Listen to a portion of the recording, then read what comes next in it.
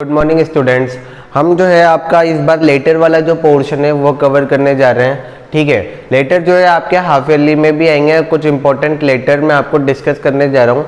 But later discuss करने से पहले मैं आपको दो चीज़ बताना चाहूँगा। एक तो लेटर एक्चुअल में होते क्या है, और लेटर जो है आपके दो टाइप के होते हैं, इनफॉर्मल और फॉर्मल। तो वो डिस्कस करते हैं। पहले देखते हैं लेटर क्या है। Letter writing in essential skill one must possess. Despite the prevalence email and text message, we need to write letters. Letters are written for various purposes. Letters of complaint, thank you letters, letter of invitation, job application, so on. Letters are two both type. ठीक है, तो letter जो है basically किसी भी एक person को लेकर लिखना आना चाहिए, क्योंकि हम किसी को टेक्स्ट मैसेज करते हैं या बहुत सारी ईमेल वगैरह बहुत सारी चीज़ें करते हैं। तो उस रिगार्डिंग जो है कई बार हमें ना किसी को स्पेशली इनवाइट करना होता है, किसी को, या फिर कभी हमें कंप्लेन करनी होती है, तो उस रिगार्डिंग हमें लेटर्स लिखने पड़ते हैं। तो एक पर्सन को लेटर कैसे लिखा जाता है, किसी को कैसे एड्रेस किया जाता है, वो चीज़ें एक अपनी डेली लाइफ में आनी चाहिए। ठीक है, तो बेसिकली जो है लेटर्स को दो मेजर पोर्शंस में डिवाइड किया गया है। वो है आपका पहला आता है आपका इनफॉर्मल और फॉर्मल। जो इनफॉर्मल लेटर होते हैं ये हम बेसिकली हमारे फ्रेंड्स को, रिलेटिव्स को, या हम जिनसे हम बहुत ज़्यादा क्लोज है उनको हम लिख सकते हैं। ठीक है, बट जो फॉर्मल लेटर्स होते हैं, फॉर्मल मतलब जहाँ हमें फॉर्मेलिटी शो करनी होती है।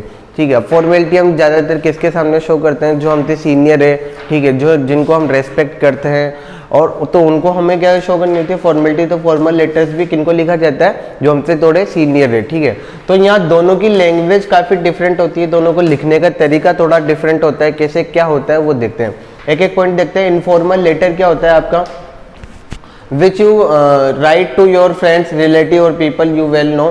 तो इनफॉर्मल आप किसको लिखते हो, बेसिकली आपको, आप जिनको अच्छे से जानते हो उनको इनफॉर्मल लेटर आप लिखते हो। These kinds of letter are not personal, are more personal. तो इनफॉर्मल जो होते हैं काफ़ी ज़्यादा पर्सनल होते हैं। आप उसमें जो है किसी का हालचाल पूछ सकते हो, है ना, कैसे क्या हो रहा है सब कुछ, उनसे आप पर्सनल क्वेश्चंस भी आप कर सकते हो। जबकि फॉर्मल में आप पर्सनल क्वेश्चन आप नहीं कर सकते। There is no definite length of such letter. You can write whatever you want to. ठीक है, तो इसकी कोई पर्टिकुलर लेंथ नहीं है। आपको जो पूछना है, जो आपको जानना है, वो आप वहाँ पर लेटर के अंदर लिख सकते हो। तो इसकी कोई पर्टिकुलर लेंथ नहीं है। लेंथ में कितना बड़ा आप लिखना है, कितना छोटा लिखना है, ये लेटर आपकी सोच पर डिपेंड करता है आप क्या लिखना चाहते हो। तो इनफॉर्मल ये था। अब फॉर्मल क्या होता है, एक्चुअली ऑफिशियल और बिजनेस लेटर होते हैं। ऑफिशियल लेटर होते हैं, ये किसी एक डिपार्टमेंट को दूसरे डिपार्टमेंट को भेजना हो तो फॉर्मल लेटर जाता है वहाँ पर। ठीक है, या मोस्टली क्या होते हैं, बिजनेस लेटर। एक मतलब जैसे एक ऑर्गेनाइजेशन को दूसरे ऑर्गेनाइजेशन को कुछ सेंड करना हो तो वो वहाँ पर भी क्या आएगा, formal letter. Strictly written in a formal style. Strictly return होता है, मतलब ऐसा नहीं है आप जो है जैसे यहाँ पर तो आप हालचाल वगैरह सब पूछ सकते हो, कुछ भी आपको पूछना हो कुछ पूछ सकते हो। बट यहाँ पर जो है मेन आपकी जो क्वेरी है, जिस रिगार्डिंग आपने लेटर लिखा है वही लिखना है। स्ट्रिक्टली इसने बोला ना, there are strictly written formal style. जो आपको जो बात लिखनी है वही लिखनी पड़ेगी, और फॉर्मल स्टाइल में लिखना पड़ेगा। वहाँ पर है ना, ऐसे नहीं है यहाँ पर आप जैसे डियर वगैरह इस तरह का तो आप यूज़ कर सकते हो, बट यहाँ पर आप यूज़ नहीं कर सकते। अगला है अननेसेसरी वर्ड नहीं आएंगे आपके, फ्लावरी लैंग्वेज नहीं आएगी, एक्सप्रेशन ऑफ इमोशन।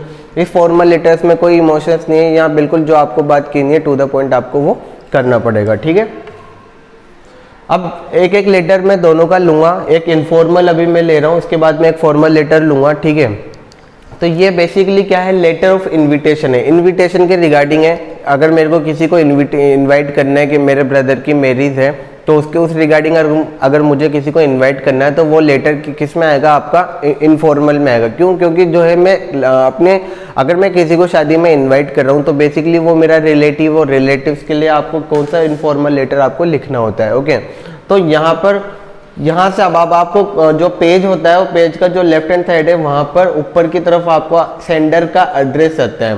तो एड्रेस क्या है, 10 Holi apartment, friends colony, Jaipur, और ये उसका जो है शायद फ्लैट नंबर है। ठीक है, ये पिन कोड नंबर है, जयपुर का क्या है, ये पिन कोड नंबर है। ठीक है, तो यहाँ पर क्या आएगा, आपका सेंडर्स एड्रेस आ जाएगा। कॉलोनी कौन सी है, friends colony, 10 Holi apartment. Okay, तो यहाँ पर आपका जो सेंडर एड्रेस, मतलब जो लेटर को सेंड कर रहा है ना, वहाँ पर उसका एड्रेस आ जाएगा।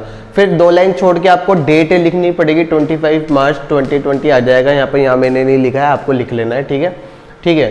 एंड माई डियर कविता, कविता को ये लेटर लिखा जा रहा है, ठीक है। I am glad to inform you that my brother's wedding schedule to be solemnised on 20 April at our ancestral place.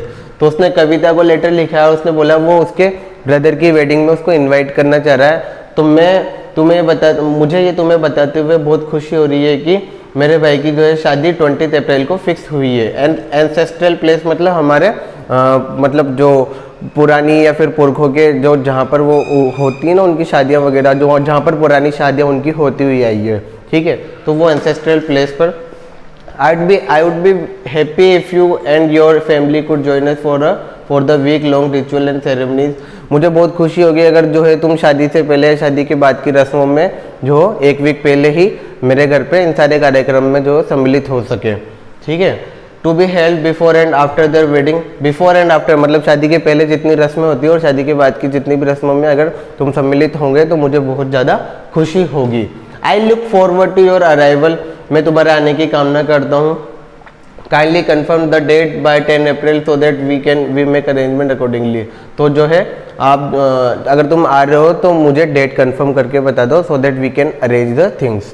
Okay, तो योर लविंग फ्रेंड, तुम्हारा प्यारा दोस्त, तुम्हारी प्यारी दोस्त रवीना ने ये लेटर लिखा है। किसको लिखा था? कविता को। तो ये था आपका इनफॉर्मल लेटर। नेक्स्ट वाले सेक्शन में हम फॉर्मल लेटर को डिस्कस करेंगे।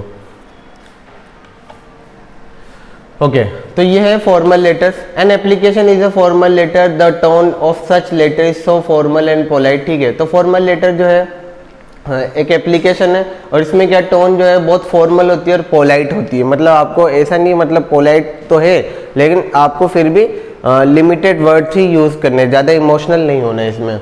तो different kind of application are written for different purpose such as application for leave, for fee concession, application for job etcetera, ठीक है। तो एप्लीकेशंस कहीं लिखी जाती है, एप्लीकेशंस जो आपकी लिखते हो, आप स्कूल वगैरह में एप्लीकेशन लिखते हो, वो सब एक फॉर्मल उसमें काउंट होती है, ठीक है। तो ये कुछ टिप्स है फॉर्मल लेटर लिखने के लिए। शॉर्ट आपको लिखना होता है, फालतू चीज़ आपको इसमें बिल्कुल नहीं लिखनी है, ठीक है। अननेसेसरी डिटेल नहीं होती है, ठीक है। Tone of the application should be polite होनी चाहिए, है ना। और you must thank before the complimentary close. Do not forget to sign. आपको जब लेटर खत्म हो जाए तो लास्ट में क्या करना होता है? साइन करना होता है ना। क्लियरली लिखना होता है।